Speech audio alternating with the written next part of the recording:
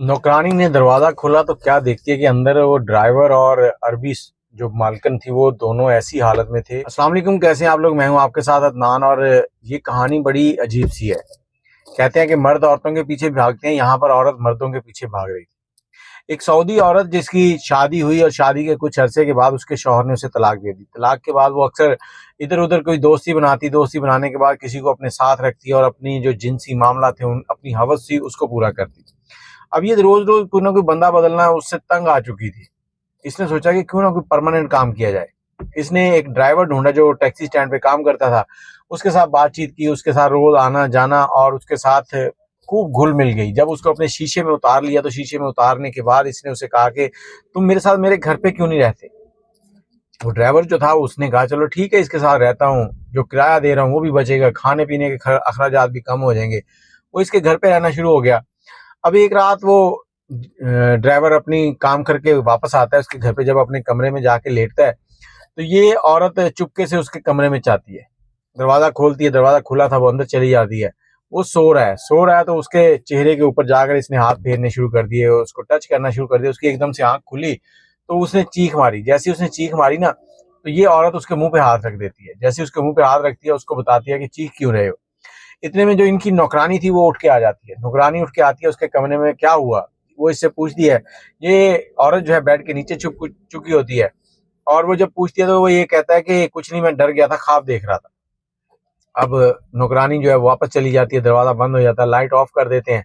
अब ये औरत उसके साथ बातचीत शुरू करती है और उसके बाद इन दोनों के दरमियान वो सारी हदें पार हो जाती हैं जो मियाँ बीवी की होती हैं। इन दोनों ने सारे मामला किए, उसके बाद रोजाना इनका मामूल बन गया। इसी तरह करते करते रोज इन्होंने यही काम करना और कुछ 6 महीने गुजर गए। और ये जो ड्राइवर है गाड़ी वाला, ये बाहर से आता है, दोपहर का टाइम है और अपने कमरे में चला जाता है। इसी टाइम पे इस घर की जो मालकिन है उसको भी पता नहीं क्या शैतान ने वर्गलाया और वो भी उठी और उठ के सीधी इसके कमरे में चली गई।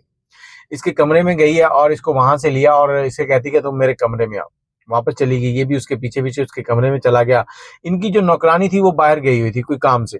अब इसी टाइम पे नौकरानी बाहर से आती है, उसके बाद चाबी थी घर की, घर में दाखिल हो गई और उसने घर के कामकाज करने थे।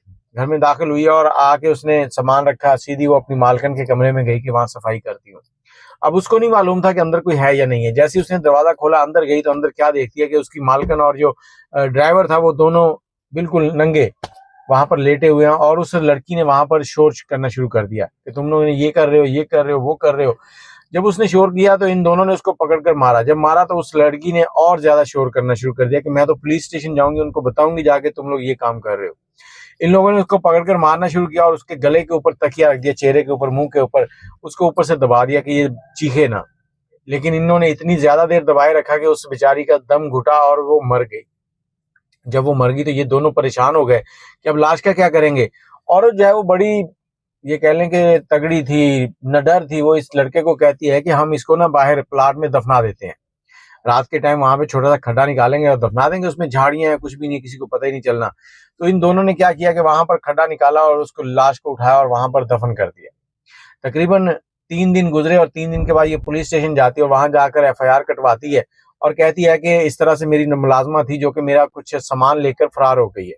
अब पुलिस ने ढूंढना शुरू किया, उसके बाद पुलिस देखती रही। पुलिस इनके घर नहीं गई पता करने, इधर उधर तहकीकात की, कहीं पर भी वो मुलाजमा नहीं मिली। अब पुलिस ने ये सोचा कि हो सकता है वापस आ गई हो, क्योंकि ये भी दोबारा पुलिस स्टेशन नहीं गई कि वो मिली या नहीं मिली। तो केस जो है ऐसे ही क्लोज हो गया। और इधर ये दोनों औरत और मर्द जो है ये अपनी रंगरलियां मनाते रहे। कुछ तकरीबन 3 साल गुजर गए। ये मर्द जो है ना अब तंग आना शुरू हो गया था उससे। कहते हैं कि बुराई जितनी भी आपको लज्जत दे, एक ना एक दिन आपको इससे नफरत हो जाती है।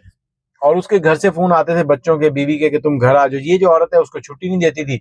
आखिर उसने इसके मिन्नत तरले किए, इसको सुहाने ख्वाब दिखाए और मौका पाया और इससे इजाजत ली, छुट्टी ले ली और पाकिस्तान के लिए निकल गया।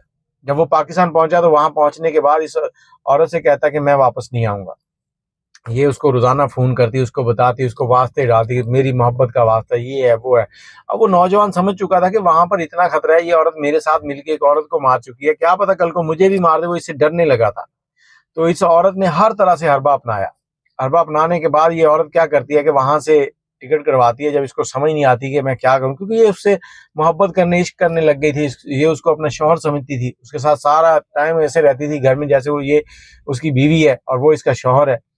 और अब ये औरत उसके पीछे उसके मुल्क चली जाती है, वहां पर पहुंचती है, उसे जाकर कहती है कि तुम मेरे साथ चलो। अब उसके लड़के के घर वाले देख रहे हैं कि ये इसकी मालकिन इसको क्यों लेने आ गई है, ये यहाँ पर आ गई है। ये उसको लेके बाहर निकलता है, बाहर जाता है और एक जगह पर उसे जाके कहता है कि देखो तुम वापस चली जाओ, नहीं तो मैं तुम्हारा कत्ल कर दूंगा, जैसे तुमने उस नौकरानी का कत्ल किया था ना, तो तुम्हें यहाँ पर तुम्हारा कत्ल हो गया तो तुम्हें कोई पूछने वाला भी नहीं है, मेरा कोई कुछ नहीं बिगाड़ सकता। ये उसको डराता है, आखिरकार वो डरती है, डरने के बाद वो एम्बेसी जाती है, वहां पर रात रुकती है, रुकने के बाद अगले दिन टिकट करवाई, वापस चली गई। अब वो जिंदगी चल रही है, कुछ साल गुजरे, एक साल या 1.5 साल और गुजर गया। वो जो प्लॉट था ना उसकी कंस्ट्रक्शन शुरू हो गई। जैसे वहां पर मजदूर लगे तो वहीं पर बिल्कुल कमरा बनना था जहां वो लाश दफन की थी इन्होंने। तो मजदूरों ने खुदाई शुरू की, खुदाई की तो नीचे से एक कंबल सा और हड्डियां सी इस तरह से अजीबोगरीब ढांचा निकल आया।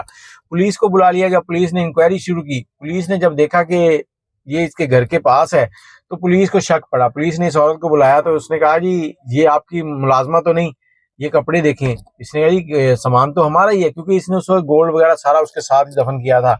बड़ी चालाक औरत थी। अब पुलिस ने जब ये सारी तफ्तीश की तो इसने कहा जी हो सकता है किसी आशिक के साथ भाग रही हो या किसी साथ वाले के साथ भाग रही हो, उसने इसको मार दिया और इसे इधर दफन कर दिया हो। अब पुलिस इस चक्कर में भी आ गई।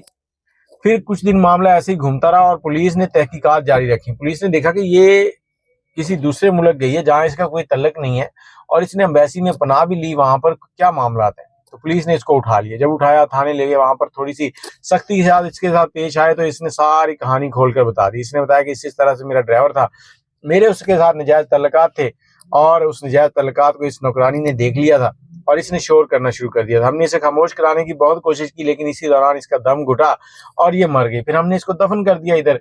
तो इस तरह से मामला है। अब इसको कैद कर दिया जाता है। उधर से पुलिस जो है इंटरपोल के जरिए उस शख्स को भी बुलवाती है वहां पर, और वहां दोनों जेल में है इस वक्त। अब वहां पर इनको क्या सजा दी जाएगी, क्या इनका अंजाम होगा, वो अब देखते हैं आगे। लेकिन मैं ये कहना चाहूंगा कि बुरे काम का बुरा नतीजा होता है। आप जब इस तरह के मामलात को ऐसे हैंडल करते हैं, लज्जत में पड़ जाते हैं और ये सोचते हैं कि यार मुफ्त का पैसा आ रहा है, तो फिर एक ना एक दिन आप इस तरह फंस जाएंगे।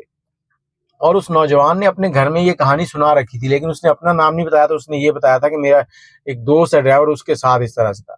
अब उसके घर पे भी शक पड़ चुका था। जब इसको पुलिस ने उठाया तो पूरे इलाके में उसकी बेइज्जती होगी। वालिदैन, घर वाले, बच्चे, बीवी, सबके ऊपर थू थू हो रही कि तुम लोगों के लड़के ने कत्ल कर दिया, और वो भी उसके चक्कर में गलत काम करता था। और वो नौजवान अब जेल में है। इनका क्या फैसला होगा अल्लाह जाने, लेकिन बुराई का अंजाम बुरा होता है।